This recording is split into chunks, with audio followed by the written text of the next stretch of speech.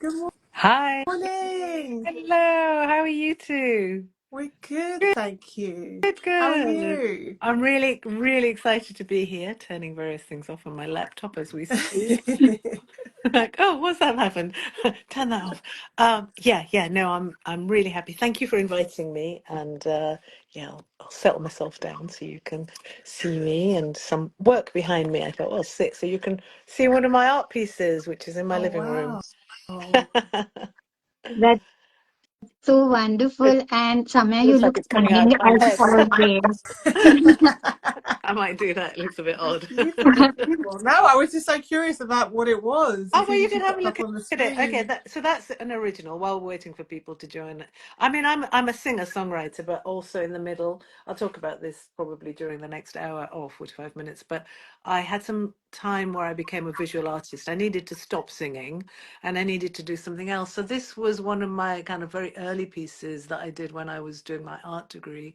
It's it's a collage, and I was touring in India just before I made this, and there was a newspaper article about some women on strike, and they had their hands in the air.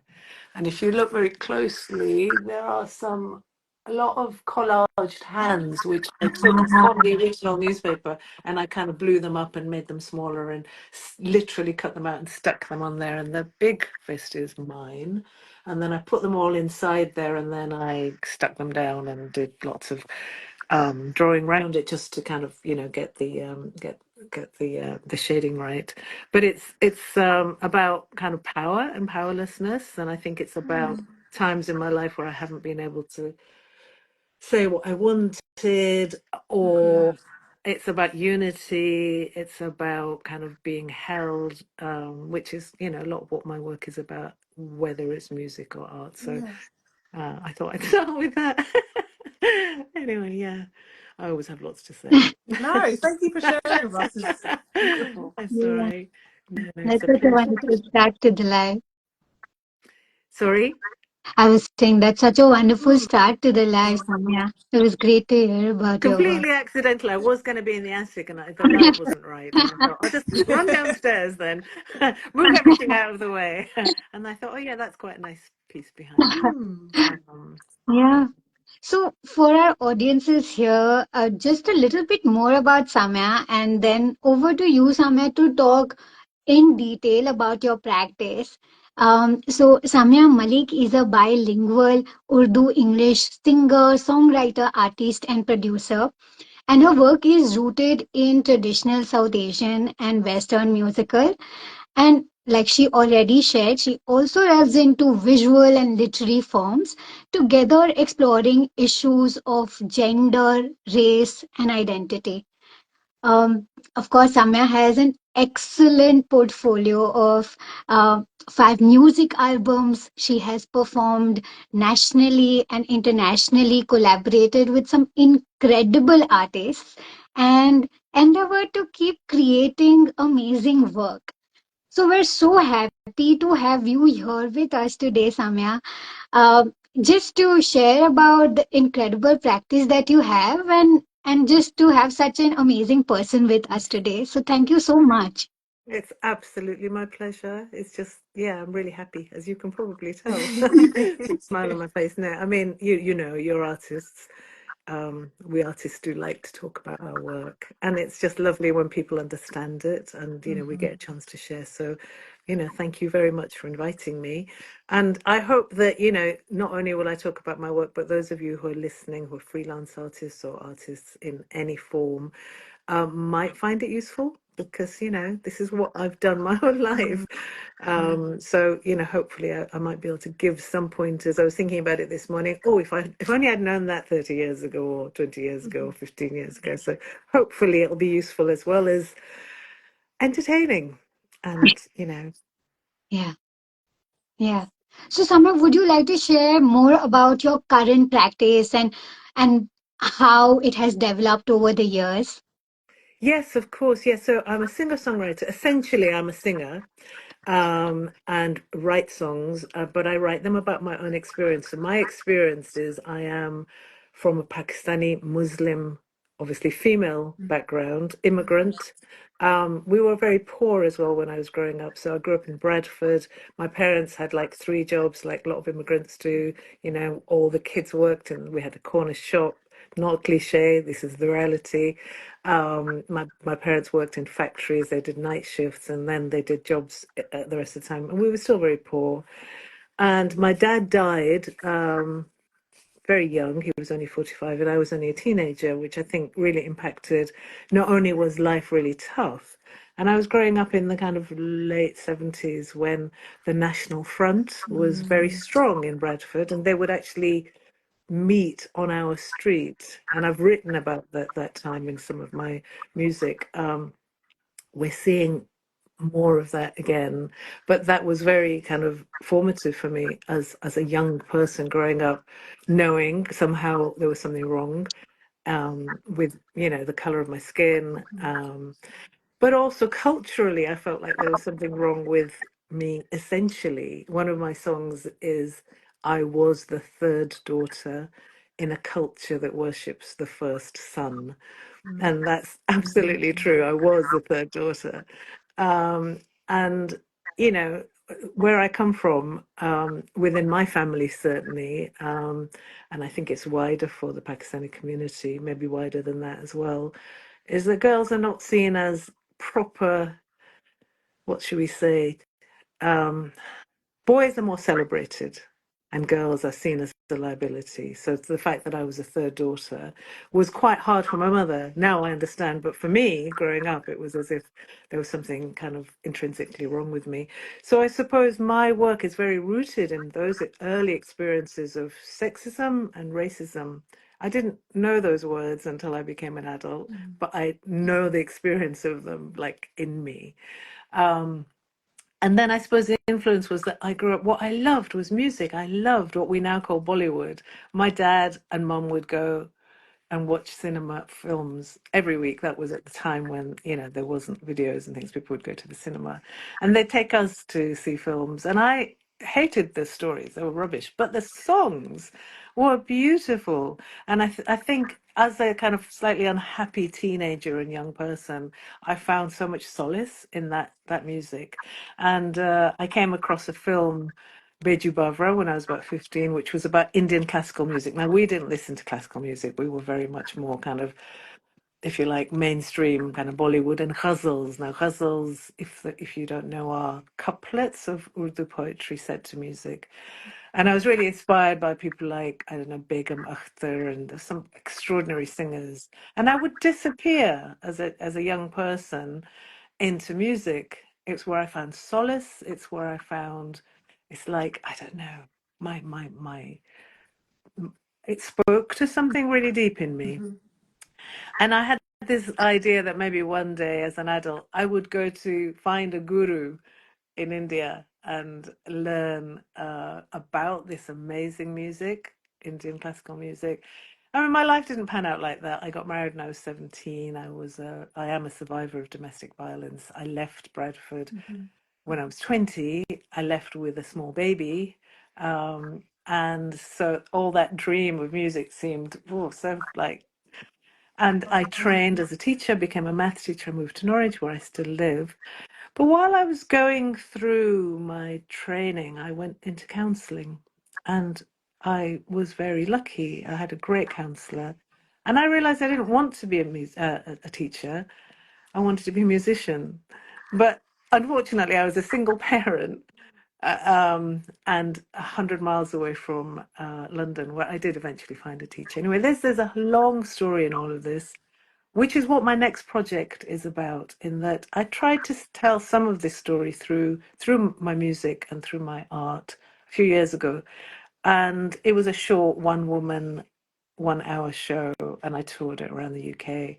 And, you know, it was great, but I just feel like there's a much bigger story to be told. I'm in my early 60s now. I've been doing this work since I was 20. Um, and I came to it late. You know, I'm not from as I explained, I'm not from a background where music was encouraged. Women were not supposed to sing. We're not supposed to be seen. We're not supposed to be heard. We're not supposed to be writing songs about our own experience and complaining.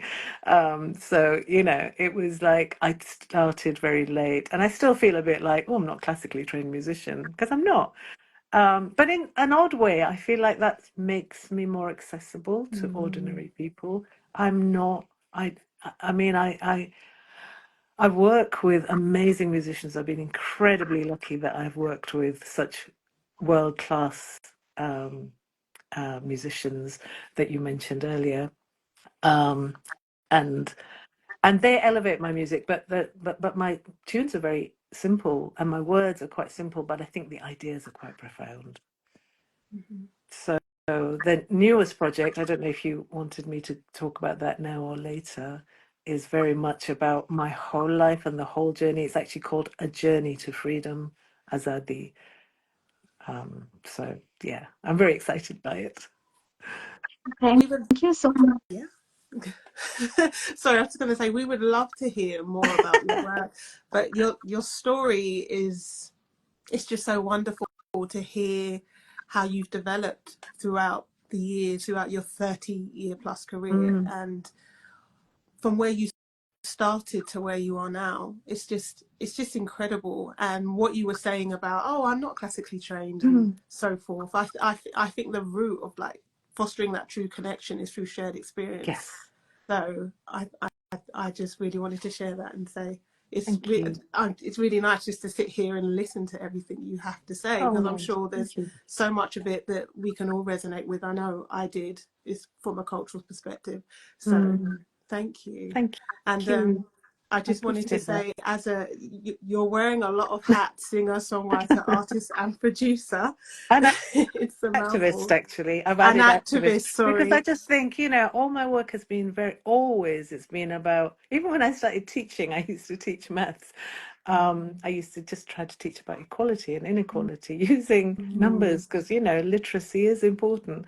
But, my heart wasn't in that. My heart is in what I do now. yeah, But yeah, it's been a long yeah, journey, but it's been a yeah, great journey. yeah. And it's just really interesting to hear, no matter what kind of job you were in, it always found a way. Who you were at the core, what you wanted to do, found a way to make it through.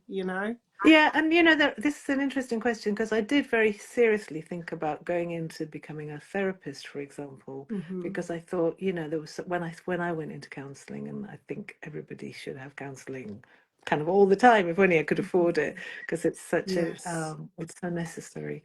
But I don't know, for me, it's always been music. I felt like I could change more things through music, but I think the change starts with myself. It's not just the words that I'm writing. Of course, they're really important, but it's the physicality of singing, I think, that I need.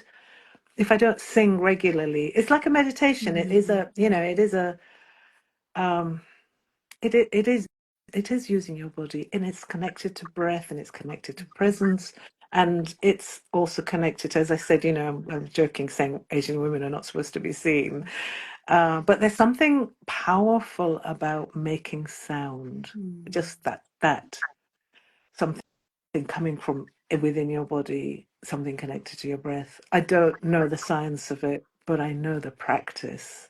And yeah. then when you add words that are important, then suddenly it becomes even more profound. And you use the word connection, and that's it exactly. For me, it starts from me connecting to myself, my inner self. And it turns out that that connection actually resonates with other people.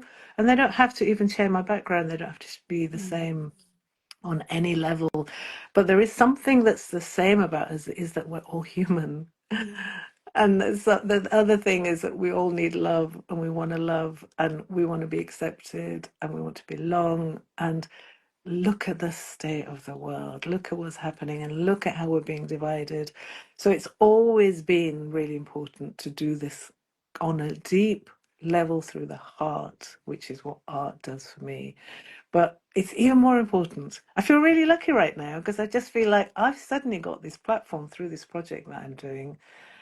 The platform is digital. The platform is ambitious. I want to reach a lot of people. And I've kind of, it's like the last project I did was called Songs to Heal and Empower. And that phrase comes from a reviewer, the wonderful Amrith Wilson, who's also an activist and a writer.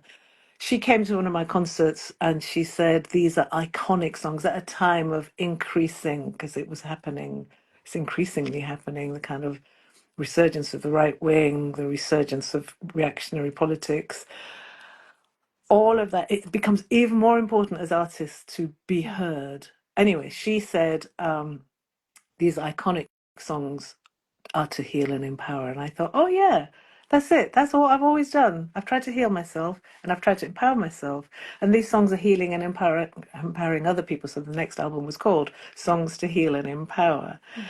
And I did the model of, which I'd always done, which is write some songs, get a band together or not. Sometimes I do it by myself and tour it, get some money and get some gigs, get some audiences and tour. And I said I would reach kind of 400,000 people. This was because I got an Arts Council project grant. And you have to fill in numbers. And I said I would reach 400,000 people online because I was thinking, oh, social media, I'm suddenly starting to use this. And I got some help. And this is one thing that I would say if anybody's watching, if you're based in England and you're a creative organization or creative person, use the facilities or use the services of the Digital Culture Network. They are funded from the Arts Council. They are tech champions and they are free and they're brilliant and they really helped me do my last project in terms of the digital marketing. And so that by the end of it, when I'd said I'd reach 400,000 people, I'd reached 2.5 million over 6 months when I didn't know what I was doing. I was just doing these little ads and it wasn't very, and I remind me to talk more about that because I think that's a important thing that freelancers can do is like reach those audiences. I wanted to come out of my echo chamber of artists and other, my friends, my family. I can hear a buzzing sound. I don't know if it's me. Oh, it's gone. Yes, Digital Culture Network. Yes, they're really brilliant.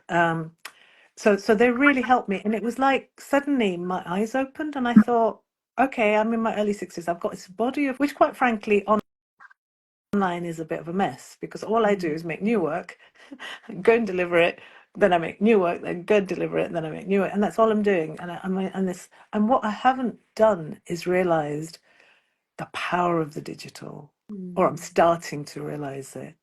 So I'm now connecting with audiences, say in Pakistan, in India, and in the States, and in Europe, that I couldn't physically possibly reach. I mean, it seems obvious, but it was quite a big, like, ding, I like don't light bulb moment. I don't think it's obvious. I think there's a lot of people that Yeah, that's feel a big. exactly the same way you do because they're in Life that is great. creative space. Yeah, they're Yeah, in that creative space and not necessarily having access to the tools to kind of develop their visibility and reach various audiences. So thank you for sharing that resource with us, and it's also in the chat for anybody watching yeah, as well. they are great and they're free and they are at the top of their game and everything. They're approachable. They will work with you. I need to make it clear they're Arts Council funded, but they won't help with the application.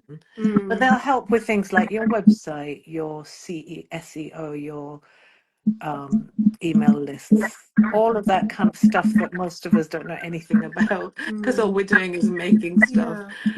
Yeah. And it's like a bit alien. But I think it's also like I have also done a lot of marketing over the years, but not effectively because my brain doesn't work like that. And also, I think I haven't had people promote me. I didn't live in London. I was a single parent, and then I had another child. I didn't have any promoter. My work is not in any genre. People say, what kind of it? And I still struggle to say, well, what is it? I mean, I write songs about my own experience. It's like I have a new genre. Yeah. People say, do you write, are they they are kind of ghazal based, but they're not really ghazals because ghazal singers find my voice not like melodious enough because of the lack of the Okay. training, and classical musicians find it too kind of simple, and the words are not as beautiful as proper Urdu shairi, Hmm. but then they're not English either. Yeah. So yeah, being able to market myself as being or find a niche for me has been quite tricky.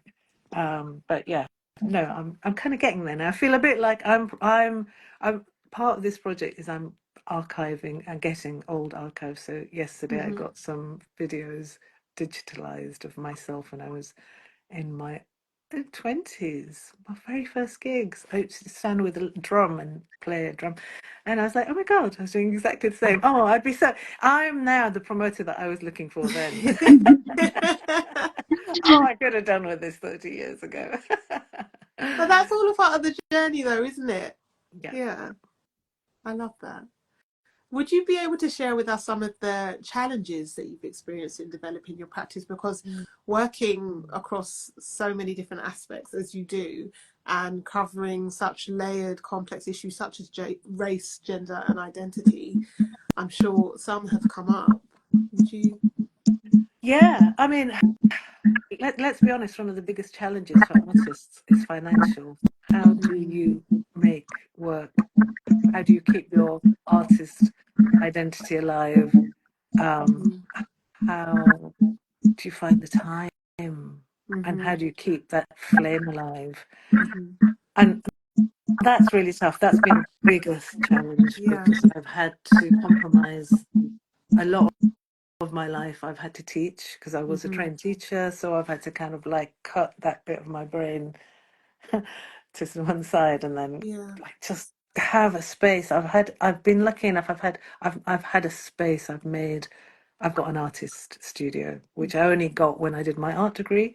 And it was only then that I had the courage to say, I need a space. And the most important part of that room is the door and the lock. To Mm. shut the door and to go in there and to be whatever I need to be, even if that's the day I need to spend the whole day crying, because that's what I need to do that day. And then the next day I write a song or not. It's a place where I am most free, and it's a Mm-hmm. studio. It's just a space. Um, I don't often let people in there. Although recently I've been like, yeah, I should just let people in. It's fine. Um, I don't know it's isn't it Virginia Woolf who said a room of one's own and a private income? Mm. That's what an artist needs. So also, as well as that, I've been a mum. So my children are now grown up. I'm now Mm-hmm. a granny, so it's a lot easier for me. I'm not having to do the day to day. So that was a massive challenge. How do you keep that going? I think I've been an inspiration for my children. Um, so I hope I didn't neglect them too much, but I think also they were like, you know, you can't just be a mum, then you'd need your children for too much, if that makes Yes.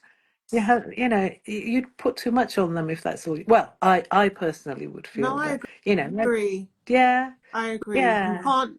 It, it, it was really yeah. powerful to hear you say that out loud. Actually, that you feel you've been an inspiration to your kids, because it's not often something that you hear or may feel empowered to say as a mother, because you always feel like there's more that you could possibly be doing. So it Oh, was there's really. always, yeah, It always feels like yeah. that. God, being a mother is just full-time guilt, isn't it? Yes. Yes. But it was Yeah. lovely to hear you say that out loud, and it just made me sit up and think I about hope they think even. that. No, no, No, no. actually, I'm one of sure they one of my do. children has gone in. One of them is a clinical psychologist, and one of them, as well as other things, is a musician. So they've like carried the torch. They're Mm, very different, but really like the things that I have spent my life being absolutely obsessed by. yeah, They're carrying them on, so that makes me very happy. that's wonderful. But no, I really resonate with what you said, because it can be quite easy to lose yourself a little bit in that motherhood role, and the fact that you held on to that tight, that part of yourself and Yes. your identity. It's yeah, it's It was everything. when my daughter was about 6, she said to me once, she said, Mum, what do you prefer? What do you love most, me or music? And I was like, oh my God, of course you. And in my heart was like, oh, yeah. But she has grown up and she has her own life and she lives somewhere Mm, else. So music has been the constant. yeah. Music has been what has saved me Mm, over and over again, and it keeps saving me. It does it now. And I write these songs, but I'm really writing them all for myself. yeah. And honestly, and I'm not kidding, I sometimes have to listen to my own songs when I'm down. I'm like, oh God, what? Oh yeah, that's when I was stronger and feel like, okay, now I need to just like tell myself this thing. Mm-hmm. And when I sing some of my songs, if you listen to them, you'll see that they're very personal, Mm-hmm. but they're very real. I think they're just what was or what is that I'm feeling, or Mm-hmm. what I'm needing to feel, telling myself to feel. Mm-hmm. Do you ever feel as though, I don't mean to project, but do you ever feel as though you're writing songs for your younger self? Is this earlier when you were sharing about your Yes, life growing up in very much. adulthood? Yeah. Yeah, so one of the things I do quite often with my work is I'll go into women's centres Mm-hmm. where women, particularly Black and minority ethnic women, Asian women, are being supported through domestic violence. Mm-hmm. And I say to them, when I left Bradford, I was 20. I was 20. I had a pushchair and a baby and nothing else. I had Mm-hmm. no role models. Any woman I'd known through the films that I saw, through any culture, through my families, I didn't know anyone who'd left. I only knew women who were suffering. And people said to me, oh, so and so, this happened to her. She stayed. And I was like, no, I'm not gonna stay. I have my A levels. I have dreams. I'm gonna go, and but I didn't know that I'd survive. And in fact, the figures for women from my background are abysmal. Women from my background, so many commit suicide. The figures they're heartbreaking. So I didn't know I would survive. And in fact, I did try to commit suicide before I got pregnant. I thought it would. I just couldn't see that I could survive. Mm-hmm. So when I go into those women's centres and I say, look, there's an empty chair there, that's my 20-year-old self sitting there. Mm-hmm. And I'm doing it for her because she's still kind of like, that she's still in me, that kind of terrified, will I ever survive 20-year-old? And I'm going, no, you know, I'm here. I did survive. Oh, are you crying there? Yeah. I mean, my work is so from the heart. I once went into a women's centre and there were about 10 women and I started singing a song and they all started crying. And I said, shall I stop? They said, no, please carry on. Because tears are healing. When I say Yeah. I go into my studio, sometimes all I need to do is cry. That I'm Mm-hmm. truthful. And then somebody once said to me in a workshop, God, you're the most positive person I've ever met. And I said, oh my God, no, that's because I go down and allow myself to Yeah. sit in the pain. In Yes. fact, one of my last songs in the last album, Songs to Heal in Paris, is exactly about that in English. I'm saying, sit with the anger, sit with the pain, Mm-hmm. sit with the ache again and again. And it's the places that tear you, the places that scare you. That's where the healing is. And for me as an artist, I think it's like getting there and making something beautiful out of that place that Yeah. then resonates, that then connects. Mm-hmm. That's the bit where I work. Yeah. Hmm. Thank you, I wasn't Samia. going to say any of this. But, well, yeah. I don't even know if I've answered your question. I did have some other, you were talking about grants, and I did have some practical things that I wanted to just say to, Yes, so I please. presume you have freelancers. I presume you have people, I mean, I can't read the things, but I thought I'd make a little list of things, practical things, Mm-hmm. if you're looking for grants. That, I mean, in Digital Culture Network, just in terms of like making everything better in terms of your Mm-hmm. presence, digital presence.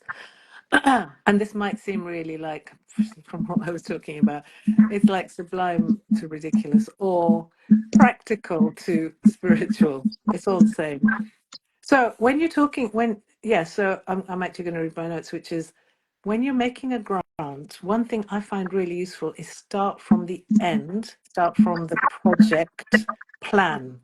Make your project plan in the dates, it'll take me a week to do this, or 10 days, I need these rehearsals, I need this money to get this space, I need to pay this person for their time, so make all of that, start with the whole project plan, and then go backwards to the beginning of, like, what is it that you want? Make it kind of smaller and hone it back.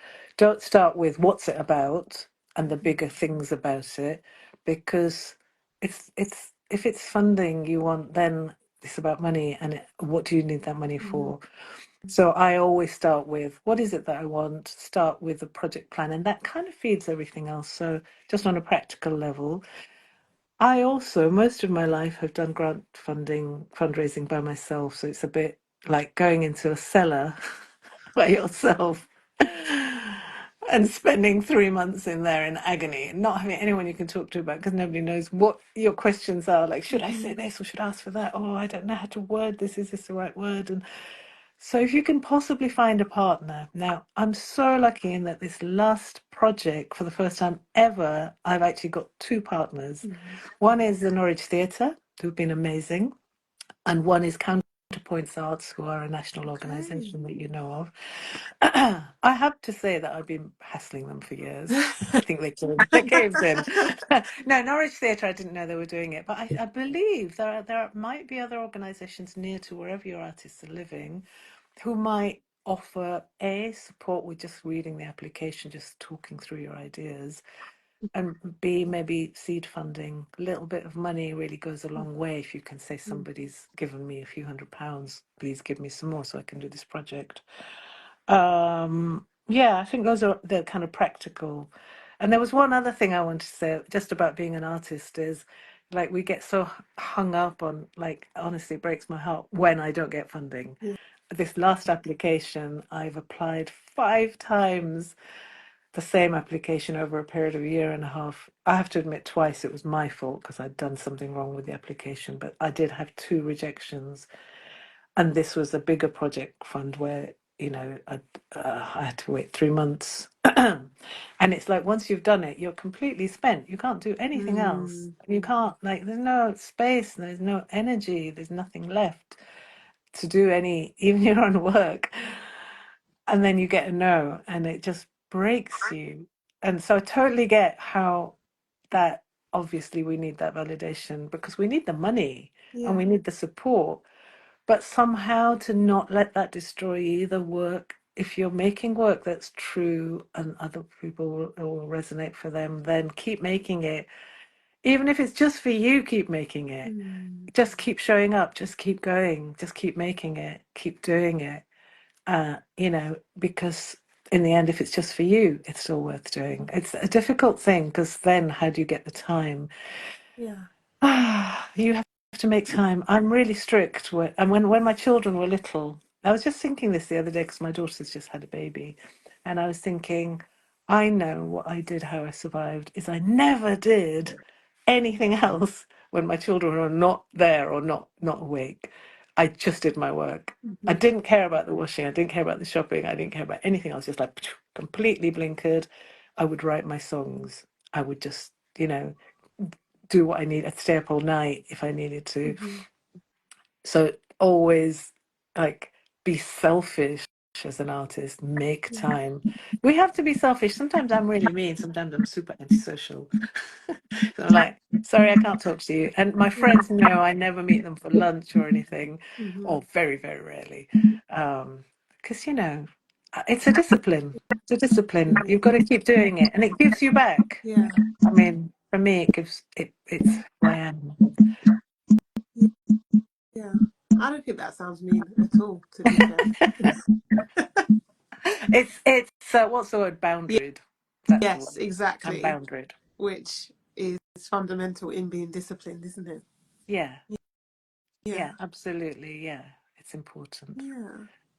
We'd love to open up the floor to you now, Samia, if you'd like to share a piece of your work, or if you were talking about the project that you're currently working on that you've received Oh funding yeah. for. If Oh you'd like to yeah. tell us a bit more about that, or I know you were possibly interested in playing something. I'm not trying to put you on the spot, but just in Oh case. no, I'm happy to share a song. Okay. but let me just tell you a little bit about the Yes, project I'm please. doing, Azadi, Journey to Freedom. It is literally going to be my whole life story, and what I'm going to do is tell it through all the songs in the order in which I Okay. release them. So I'm possibly going to take off everything that's online at the moment, but if you want to listen to it, you can find everything mostly on my Bandcamp page. Or I'm probably going to remix and re-release everything, because the first time I did it, there was no social media. I just threw it out into the world and hoped it would. And I did actually get some great reviews and things, but it kind of disappeared, as I said, because I had no management or anything. I'm just a person, I'm just an individual, and I'm living my life and bringing up my kids and making new work, and there's only so much you can do. So now, as I said, I did this project last year, and suddenly my eyes opened, and I thought, I need to revisit all of this, and I need to do it through through telling my story through it, if that makes sense. So the project will essentially be 4 series where I'm going to re-release 4 albums, and I'm going to kind of release each one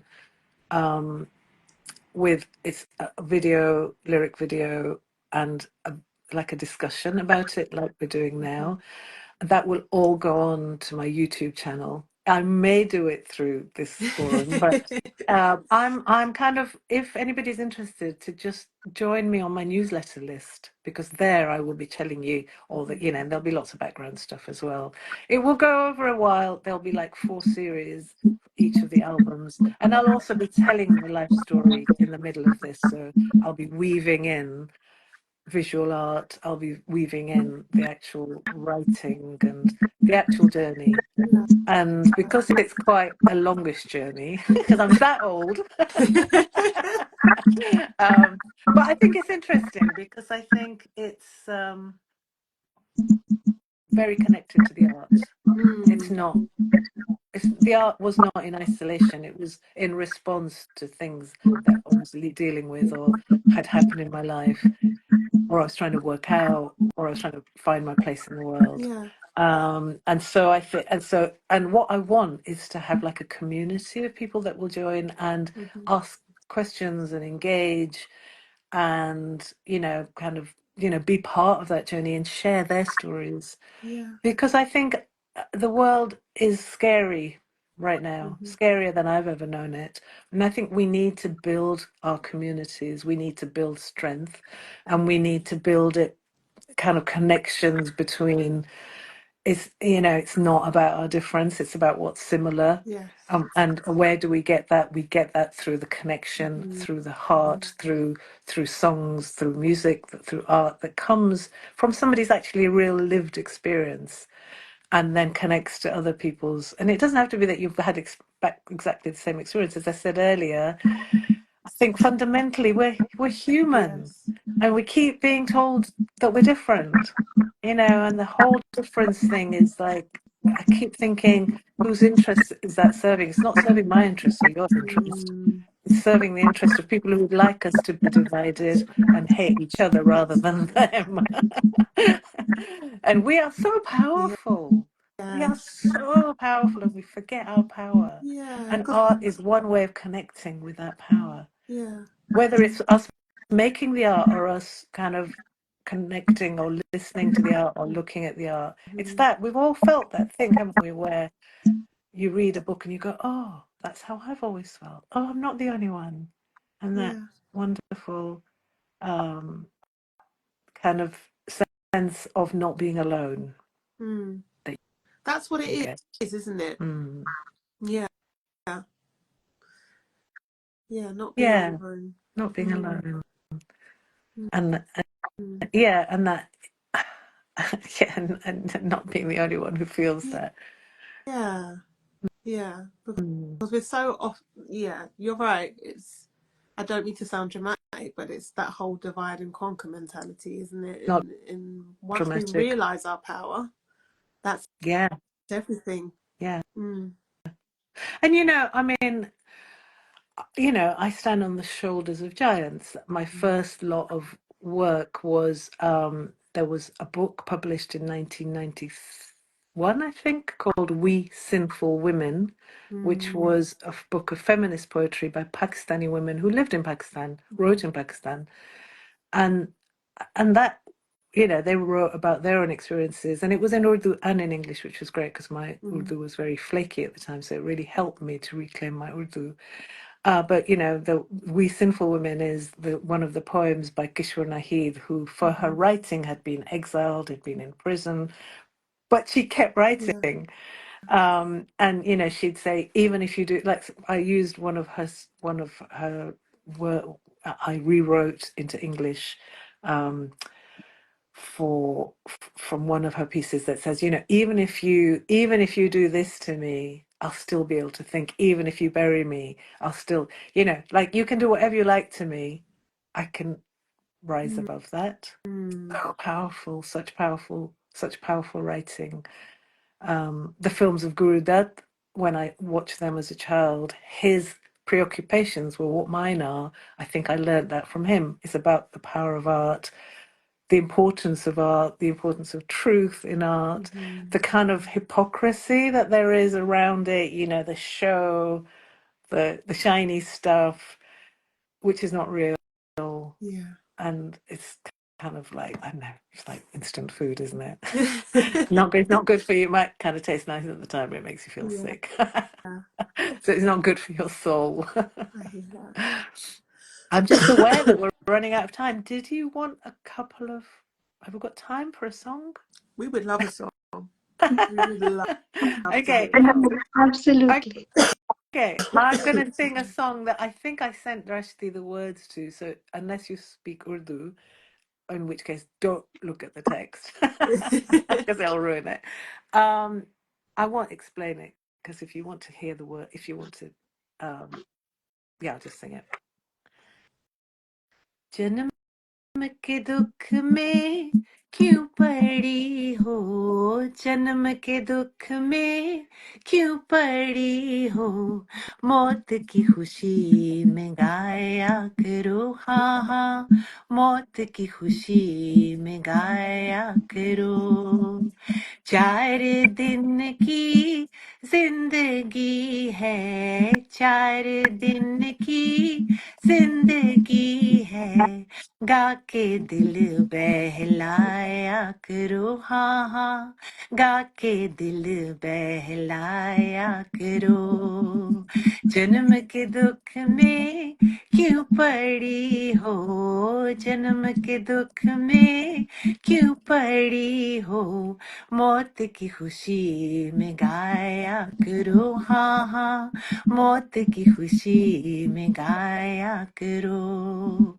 अपने सच को मान लो, अपने हक में को थाम लो, अपने हक को थाम लो, अपने सच को मान लो, कह दो अपना फसाना, कह दो अपना फसाना, मौत की खुशी में गाया करो, हाँ हाँ, मौत की खुशी में गाया करो।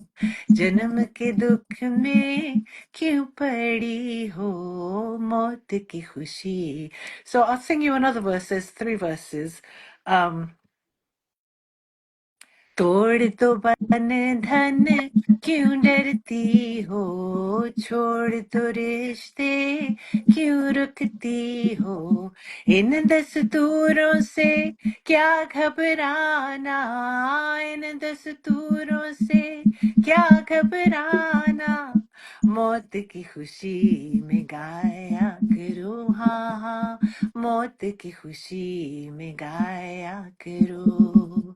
जन्म के दुख में क्यों पड़ी हो, जन्म के दुख में क्यों पड़ी हो, मौत की खुशी में, मौत की खुशी में, मौत की खुशी में गाया करो। Thank you so much. Really good. You lined up the words really well there, Drashti. They're almost exactly when I was doing it. Have you got time for a quick one in English? Because I'm aware that not everybody will understand Urdu. Yeah, go for it. Yeah, yeah, we, Um, I've never sung this song a cappella, which means without instrumentation. Or actually, that last song, I just thought it'd be simpler than trying to have instruments. Mhm. Um, and actually, this is for you, Drashti, because you said you were listening to this an email, and I thought it's similar. Although there's 30 years between this and the last song, I'm exploring similar issues, so it kind of translates the last one. If you're interested in that kind of thing, it's in a 7-beat time cycle. 1, 2, 3, 1, 2, 1, 2, 1, 2, 3, 1, 2. And you can join in if you like. You don't have to. Mhm. Hearts beat, planets shift, pulse quickens, rushes through. Hearts beat, planets shift, pulse quickens, rushes through.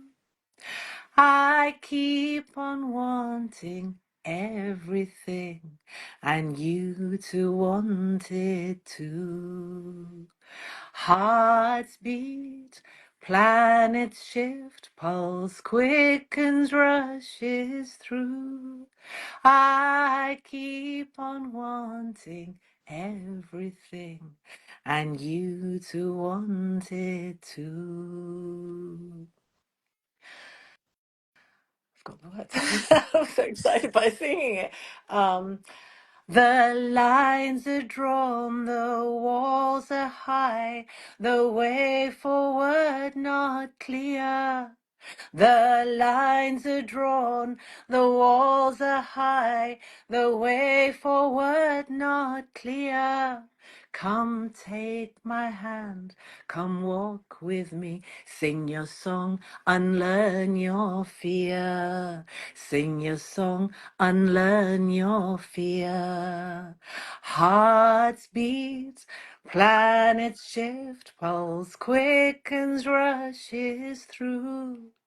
I keep on wanting everything, and you to want it too. Break the chains, undo the bonds, don't be less than you can be. Break the chains, undo the bonds, don't be less than you can be. Life is short, but truth is long. Claim your destiny. Claim your destiny. Hearts beat, planets shift, pulse quickens, rushes through. I keep on wanting everything, and you to want it too. We were not born to stand aside. We were born to fly and sing. We were not born to stand aside. We were born to fly and sing.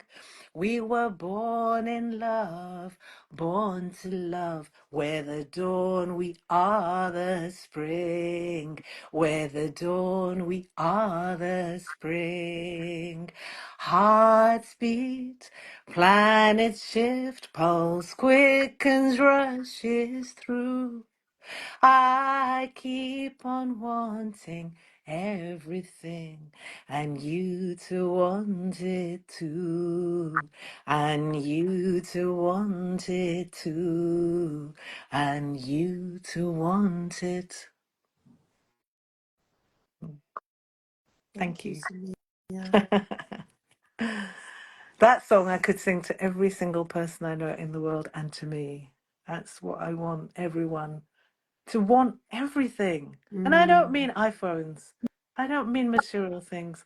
I want everything. I want to live as fully as we can mm, in a world that's telling us to take up less space. I'm like, mm. no, let's be expansive. Let's be loud. Let's say Always. our truths. Let's say our stories. These are important.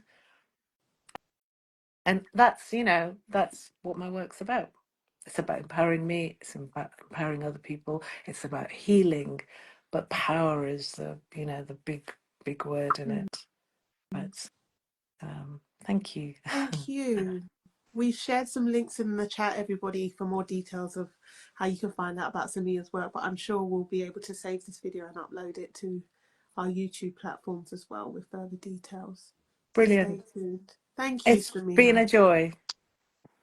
A Thank you pleasure as so well. Come and join me on my journey. It'd be lovely to have you. Definitely. Thank you so It's much. Thank And you so thank you, much. everybody, for tuning in and watching. a pleasure. Thank you, everyone. Take Thank you, care. Sam. Bye. Bye, Bye. everybody. Thank you so much. Pleasure.